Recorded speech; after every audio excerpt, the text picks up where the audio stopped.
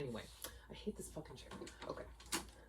This is stuff I will edit out if I'm smart. If I'm lazy, I won't. Oh my god. See that dust? That's from the back of my chair. What the hell? Ooh, that's gross in there. Hold on. Dusting break because I don't know if I had too much caffeine or what, but this is bothering. Oh, that's awful. Oh my god.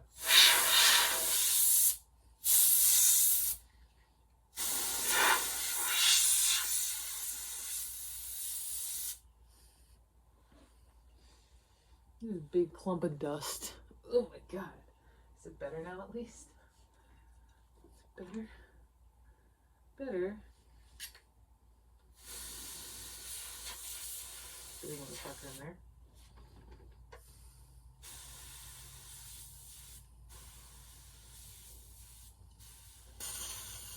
Ah, shit. Left no die. There he is.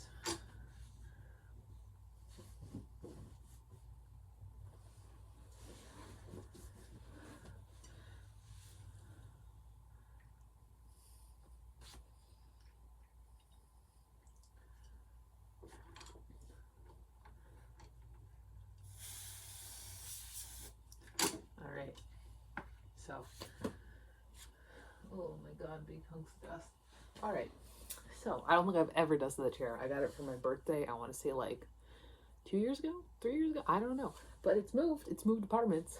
Anyway, so, if that's not some kind of metaphor for what this video is going to be like, I don't know what is. Because I have no plan. I just saw my title, because I randomized what video I was going to do. I was like, sure, what the hell.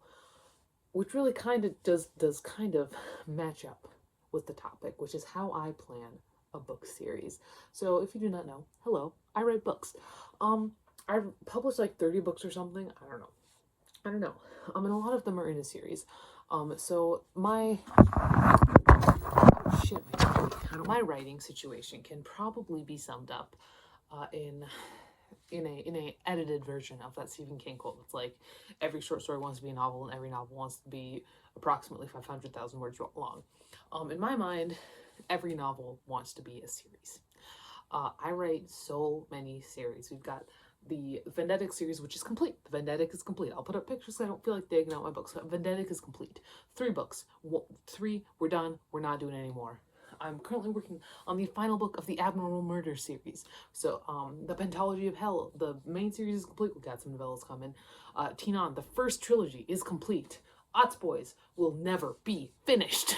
Because the thing with the Otz Boys series is it's different than the other ones. So with something like Pentology, which was my first series, it's my first book. It was the first book I ever wrote. I did write the entire series before I published the first book. At least the first draft of the entire series was done before I published the first book. And the same thing happened, to an extent, with Abnormal Murders. I had at least a first draft of all of them. Vendetic, first draft of all of them. Something like Tinan as well. Tinan, first draft of all of them. When it comes to the Otz Boys series, the Otz Boys series is not a series that is in order. The Otz Boys series is mostly a series of interconnected companion novels. And when I decided I'm going to have a new book in the Otz Boys series, it's just because, like, I fall in love with a random side character. Like, that's why Vic, after he appears in Hit or Miss, you can't get away from him after that. It's because he appeared and I was like, yeah, I like this guy. He didn't exist in the first draft of Hit or Miss, which means he didn't exist in the first draft of Until I Fall Away, because Until I Fall Away, the first draft of that was written before I published Hit or Miss. I have so many first drafts. I don't think I can stress that enough, just how many like first drafts of things I have, because I do. I write first drafts all the time, and my first drafts are very bare bones. Like, some of them are stories like 5,000 words. But Vic didn't exist. And in the first draft of One More Sad Song, fucking Ashton didn't exist, you know? So with the Otz Boys, it's different. And so with most of my series, with stuff that's traditional, linear, like the Pentology, like Serial Killers with Cookies, like Tinan, I prefer to have the whole series written before I go back and rewrite the first book, because then I know how it's gonna end. And that's my thing. I'm a pantser. I'm a major pantser. However, my rewrites are full rewrites. Like, my second draft, unless we're talking about the 2 that shall not be named, first drafts they're bad. You know, they're just they're a glorified outline. To be completely honest, and so when I go back and rewrite them, I use the outline and I rewrite them in full. And sometimes, like right now, when I'm doing the fourth abnormal mergers book, it's like the second draft was almost a glorified outline. You know, it's very short. It's only like 18,000 words. And so I'm going back again, and I'm not fully rewriting it this time, but I'm adding so much. And when I'm doing a series like that, a traditional series, I have the whole thing written, or at least have the majority of the thing written. My one exception so far has been New Match. So New Match is also a companion series, so I guess it kind of matters less there. And I just wrote the first draft of the second book, and probably I'm gonna rewrite that before I write the first draft of the third book. That one I'm taking it a book at a time. When it comes to Tinan, because I said the first section is done. What we got now is next one's gonna come out as a novella about Rico and Kai. But after that, we've got the second generation. And that one I actually read all three books in like one document because I want to be like one cohesive story. Like three major story beats. You know, like there's book 1, 2, there's book 2, 3, but there's book 3. And so I don't generally do a lot of like actual like planning or outlining or stuff like that. It's all just writing. I'll just call it writing. The fun part of the series, the fun series, is the Yachts Boy series, because they're written out of order. The first book, 2004, and then we go 2003, and then 2002, and then 2005, and then 2006, and then 2014.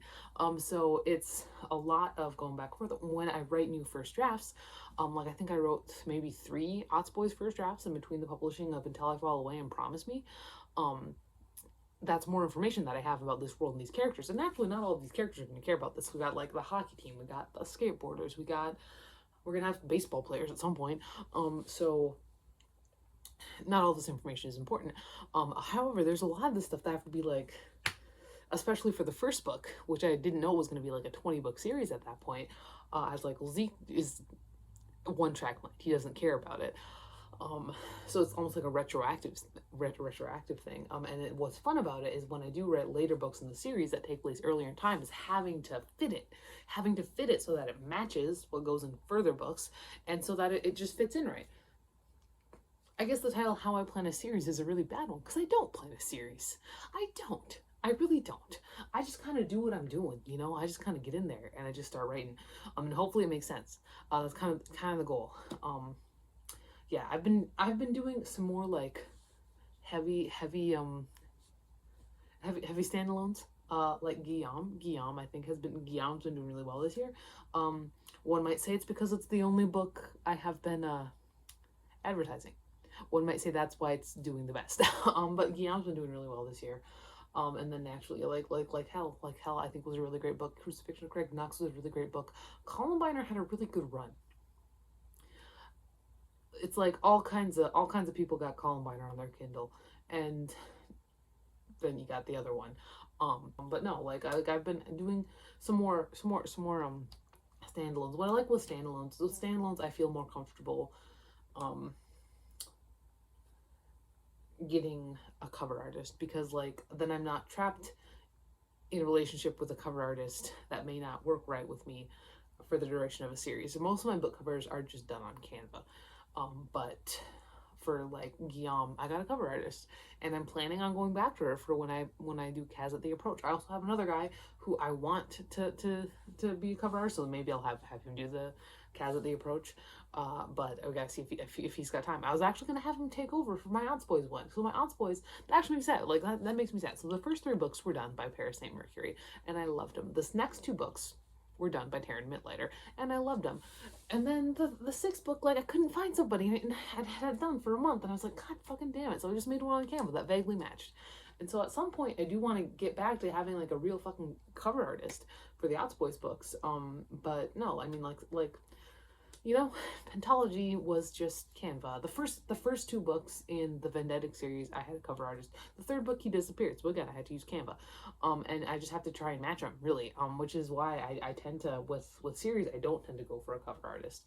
But I have been trying to, for my standalones more, because like I want to support other small artists out there. I hate the term creator, and just because it's too broad. I want to support artists. I want to support fucking artists, not creators, not content creators.